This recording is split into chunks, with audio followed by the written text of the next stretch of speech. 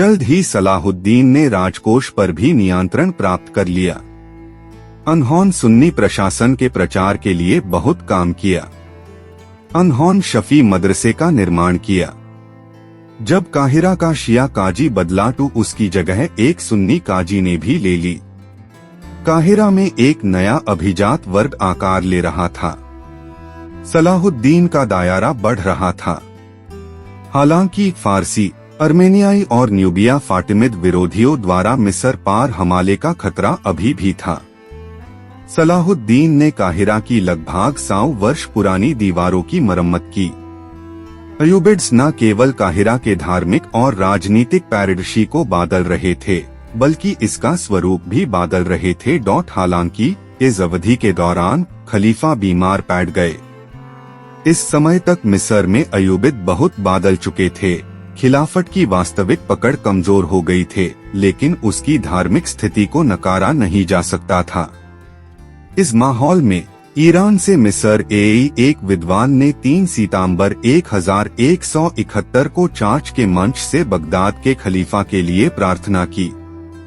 इस बार कोई प्रतिक्रिया न दिखाकर सलाहुद्दीन को भी प्रोत्साहन मिला और उसने अगले शुक्रवार से काहिरा और फुस्तात की सभी मस्जिदों में ऐसा ही कराने का आदेश दिया। सलाहुद्दीन और उसके साथियों की आशा के विपरीत इस बार कोई प्रतिक्रिया नहीं हुई। लेकिन उस समय सांप्रदायिक विभाजन इतना गंभीर नहीं था। उस समय बगदाद में रहने वाले एक शिया विद्वान अबू तरब ने सलाहुद्दीन के बारे में बुरा कहा होगा, लेकिन उल्लेखनीय है कि उन दिनों सलाहुद्दीन की जीवनी लिखने वाले IBN अबी तैयब शिया थे और अनेक प्रशंसक थे। ऐसे के अलावा उस समय मिस्र की आबादी का एक बड़ा हिस्सा सुन्नी था। अलेक्जेंड्रिया में दशकों से सुन्नी मदरसे स्थापित थे। फस्टेट मुख्य रूप से सुन्नी शहर था, जहां यहूदी, कॉप्ट, पश्चिमी, सूडानी और विदेशी व्यापारी भी रहते थे। काहिरा में अर्मेनियाई, टर्की गुलाम सेनाएं थीं और फातिमियों ने स्वयं कई बार उत्तरी अफ्रीकी बर्बरों का सहारा लिया था।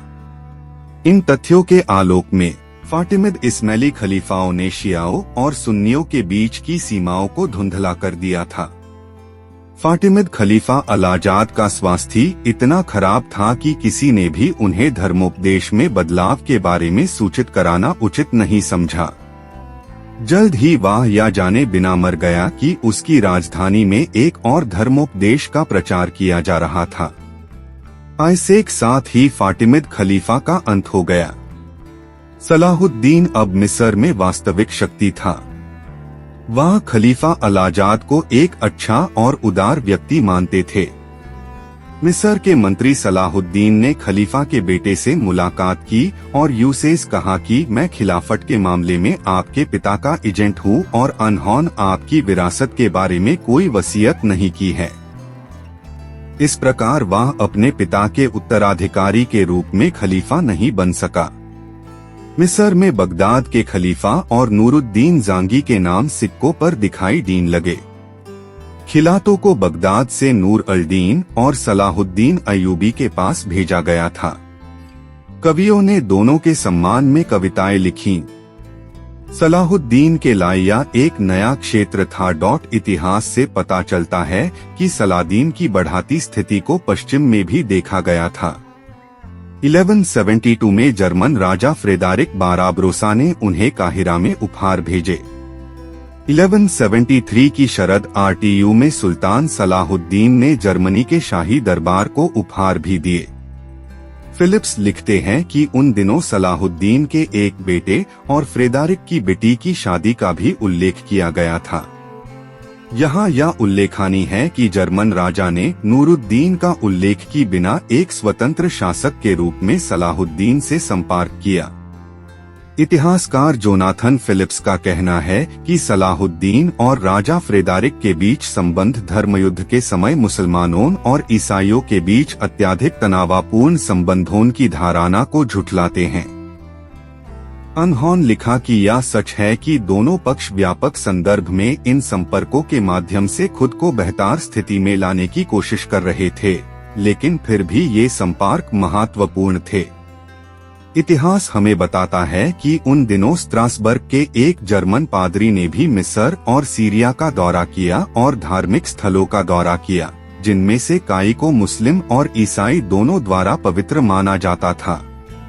अनहोन मिस्र के कोपियो, सीरियाई ईसाइयों और अनेक मुस्लिम शासकों के बीच अच्छे संबंधों का उल्लेख किया। इसके परिणामस्वरूप जर्मनी के राजा का सलाहुद्दीन के साथ समझौता हुआ, जो 1188 तक चला, जब फ्रेडरिक ने तीसरे धर्मयुद्ध का फैसला किया। इस मौके पर फ्रेडरिक ने औपचारिक तौर पर रिश्ते के खत्म होने की घोषणा की। उनका सबसे महत्वपूर्ण राजनीतिक संबंध नूरुद्दीन के साथ था। पहली बड़ी दरार 1171 में हुई, जब नूरुद्दीन ने उन्हें एक अभियान पर अपने साथ जाने के लिए आमंत्रित किया, लेकिन सलाह अल-दीन अनेक साथ नहीं गए। सलाहुद्दीन ने मिस्र में रहने का कारण बताते हुए संभावित इस्माइली विद्रोह की आशंका व्यक्त की थे। नूरुद्दीन जंगी अब दुविधा में थे। अनेक पूर्व कमांडरों में से एक के पास अब ऐसे क्षेत्र थे जो अनेक क्षेत्र से अधिक समृद्ध थे।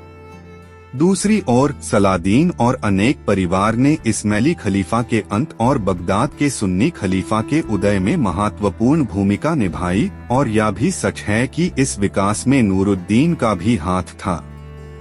इतिहासकार अल-असीर लिखते हैं कि सलाहुद्दीन के बारे में नूरुद्दीन की राय बदल गई और अनहोन मिस्र जाकर उसे बाहर कराने की कसम खाई, लेकिन वह गंभीर रूप से बीमार पड़ गए और 15 मई 1174 को 60 वर्ष की आयु में अनकी मृत्यु हो गई। फिलिप्स ने अपनी किताब में लिखा है कि यह कहना अतिशयोक्ति नहीं होगी कि जिहाद के दृष्टिकोण से नूरुद्दीन जंगी ने वह आधार प्रदान किया जिसके बिना सलाहुद्दीन का उभराना मुश्किल होता। अनहोन ऐसा वातावरण तैयार किया जिसमें सलाहुद्दीन और अयूबिद राजवंश फले फूले सलादीन के अगले कुछ वर्ष सीरिया में अपना अधिकार स्थापित कराने में व्यतीत हुए। नूरुद्दीन की मृत्यु से मिस्र और सीरिया के बीच गृह युद्ध का खतरा भी टाल गया, लेकिन नूरुद्दीन जंगी के परिवार को सलाहुद्दीन पर भरोसा नहीं था और वह नहीं चाहते थे कि नूरुद्दीन की विरासत सलाहुद्दीन को मिले। यह स्थिति अगले वर्ष अप्रैल तक चली, जब नूर अल-दीन जंगी के बेटे अल-सलीह को अलेप्पो को छोड़कर सीरिया के सभी क्षेत्रों को नियंत्रित कराने के सलाहुद्दीन के अधिकार को स्वीकार कराने के लिए मजबूर होना पड़ा। फिलिप्स का कहना है कि अप्रैल के अंत में सलाहुद्दीन ने एक बड़े घटनाक्रम में अल-साले का सिक्का बंद कर दिया और अपने क्षेत्रों में शुक्रवार के उपदेशों से उसके नाम पर भी प्रतिबंध लगा दिया। 1175 की गर्मियों में सुल्तान ने फ्रेंक्स के साथ एक अस्थायी शांति भी स्थापित की। जाहिर तौर पर वे सैन्य अभियानों की एक लंबी श्रृंखला के बाद कुछ समय के लिए रुकना चाहते थे। इसके अलावा क्षेत्र में अकाल ने भी स्थिति को कठिन बना दिया।